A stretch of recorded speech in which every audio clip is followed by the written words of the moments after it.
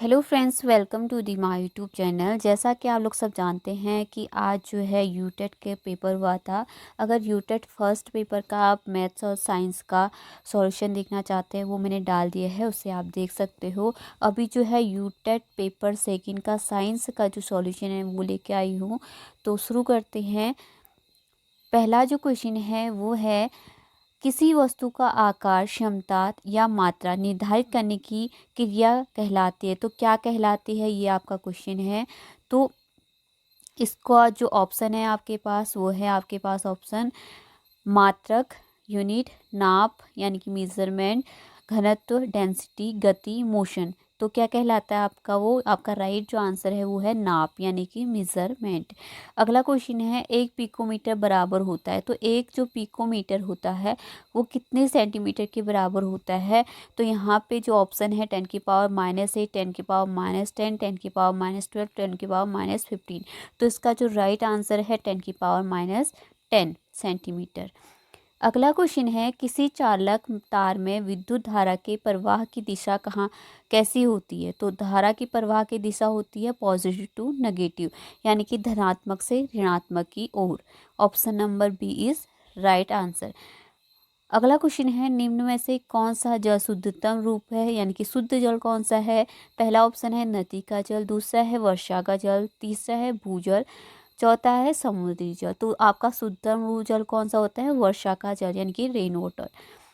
अगला है, शीतल पेय में सनसनाहट के लिए कौन सी गैस उत्तरदायी होती है। जो आपकी आवाज़ करती है ना, जब आप कोई भी सॉफ्ट ड्रिंक खोलते हो तो वहाँ पे आपकी आवाज़ आती है, तो किस कारण से आती है, तो कौन सी गैस होती है, CO2 यानी कि कार्बन डाइऑक्साइड गैस। अगला क्वेश्चन है, पेट बोतल तथा जार आमतौर पर खाद्य पदार्थों के संग्रहण के लिए उपयोगी किए जाते हैं। पेट का पूरा नाम क्या है यानी कि PET का पूरा नाम क्या है। पहला ऑप्शन है पॉली इथाइल टेरिथेलेट, दूसरा है पॉली इथाइलिन टेरिथेलेट, थर्ड है पॉली इथाइल टेट्राथेलेट, फोर्थ है पॉली इथाइलिन टेट्राथेलेट। तो इसका जो राइट आंसर है वो है आपका poly ethyl, option number B poly ethyl terephthalate. अगला क्वेश्चन है, एक परख नली में भोजन का नमूना लिया जाता है तथा इसमें थोड़ा सा सोडियम हाइड्रोक्साइड एवं 5 से 6 बूंद कॉपर सल्फेट की डाली जाती है। परख नली को अच्छी तरह से मिलाकर 4-5 मिनट तक छोड़ दिया जाता है। तो ये रंग किस आ, तो यह देखा गया कि इसका रंग नीला बैंगनी हो जाता है। तो क्या उपस्थित है इसमें पूछा गया है। तो ये कल ही मैंने बताया था, क्या उपस्थित होता है आपका protein. Option number C is right answer. अगला है, 200 ग्राम कच्चे चावल को 100 ग्राम साधारण नमक के साथ मिलाया जाता है। इन दोनों पदार्थों को अलग करने के लिए निम्न में से कौन सा सबसे अच्छा तरीका है। फर्स्ट ऑप्शन है आपका क्रिस्टलीकरण, दूसरा है अवसादन, तीसरा है छानना, चौथा ऊर्ध्वपातन। तो इसका जो राइट आंसर है आपका ऑप्शन महत्व है।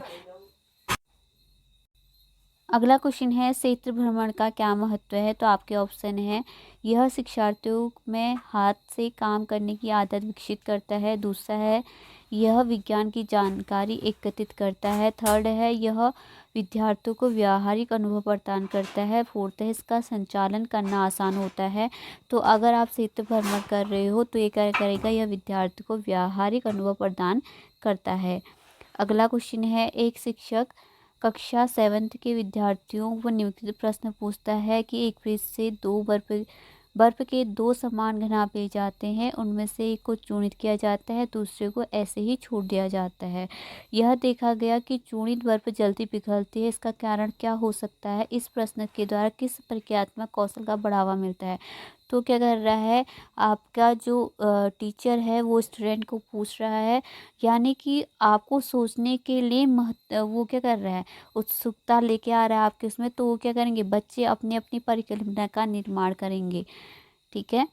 अगला है, निम्नलिखित आकलन युक्तों में से कौन सी युक्ति विज्ञान कक्षा में विद्यार्थियों के प्रायोगिक कौशल को आकलित करने के लिए सबसे अच्छा तरीका क्या है। अगर आपको साइंस की बात कर रही हो तो यहाँ पे आपका जो है आपका प्रयोग यानी कि प्रैक्टिकल रिकॉर्ड उसमें महत्वपूर्ण होता है। तो ऑप्शन नंबर डी क्या हो जाएगा, आपका राइट आंसर हो जाएगा।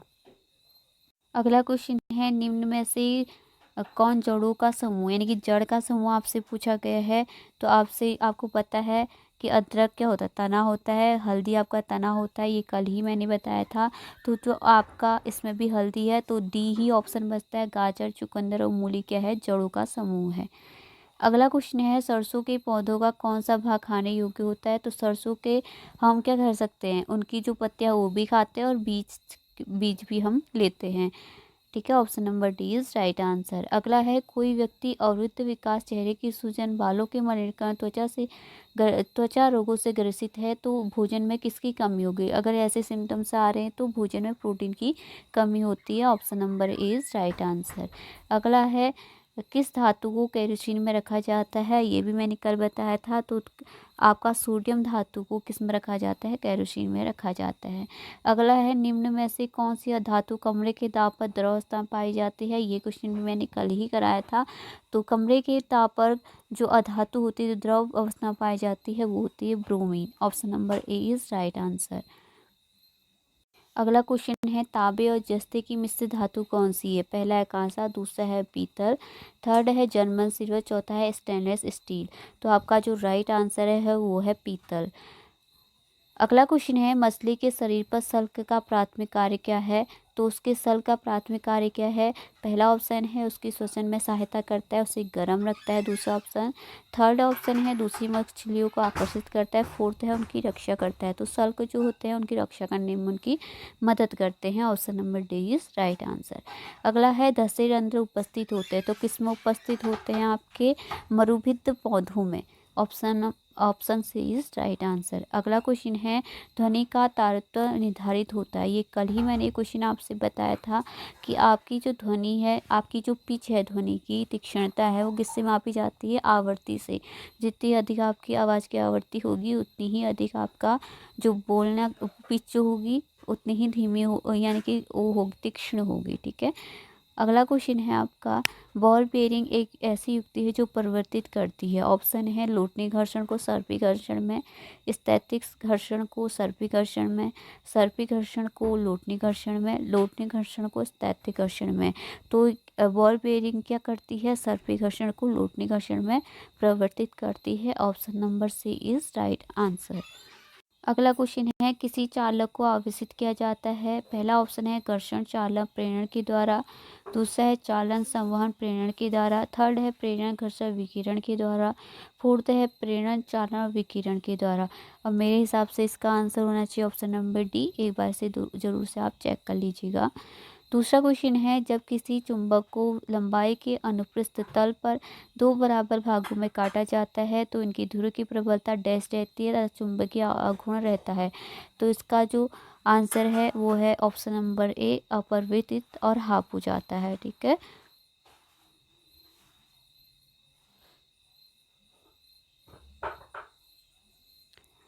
अगला क्वेश्चन है, आकाशीय बिजली चमकने के दौरान डैश होता है। तो वैद्युत विसर्जन, दूसरा है वैद्युत आवेशन, थर्ड है वैद्युत आवेशंचन, उपरोक्त सभी। तो इसमें होता है वैद्युत विसर्जन। Option number A. अगला क्वेश्चन है, सूक्ष्मजीव जो मृदा निर्माण में सहायक होते हैं। ऑप्शन है जीवाणु, विषाणु, शैवाल, इसमें से कोई नहीं। तो इसका जो राइट आंसर है वो है शैवाल। Option number C. अगला क्वेश्चन है, निम्न में से कौन वैज्ञानिक विधि का प्रथम चरण है। तो जैसे मैंने इसको कल बताया था कि या तो आप प्रॉब्लम को देखोगे यानी कि अवलोकन करोगे, तो option number B is right answer. अगला है, हस्त सिद्ध क्रियाकलाप और परियोजनाएं विज्ञान सीखने के अभिन्न अंग है। इन अधिगम अनुभवों का मुख्य उद्देश्य क्या है, यानी कि क्रियाकलाप करके सीखने से क्या होता है, छात्रों के प्रायोगिक कौशल का मूल्यांकन होता है, छात्रों को व्यस्त रखना, प्रयोगशाला में अनुशासन बनाए रखना, या फोर्थ विस्तारित अधिगम को अवसर प्रदान करें, यानी कि विस्तारित अधिगम को क्या करेगा, अवसर प्रदान करेगा। जैसे आप क्या करोगे, बच्चों में प्रैक्टिकल वर्क भी कराओगे, उनके द्वारा करवाओगे, तो उनका जो सीखने की क्षमता है उसमें वृद्धि भी होती रहेगी। अगला क्वेश्चन है, राष्ट्रीय पाठ्यचर्या 2005 के अनुसार अच्छी स्कूली विज्ञान शिक्षा निम्न के प्रति निष्ठ होती है। तो छात्र के प्रति होनी चाहिए। Option number B.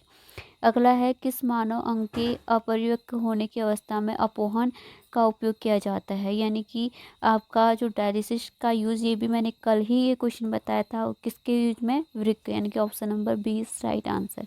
अगला है सूर्य का प्रकाश जल और वायु है, तो ये क्या है, एक प्राकृतिक वास होते हैं, ठीक है। सूर्य का प्रकाश जल और वायु के होते हैं, आपके प्राकृतिक वास होते हैं, option number A is right answer. I hope कि आपका जो पेपर गया होगा अच्छा गया होगा।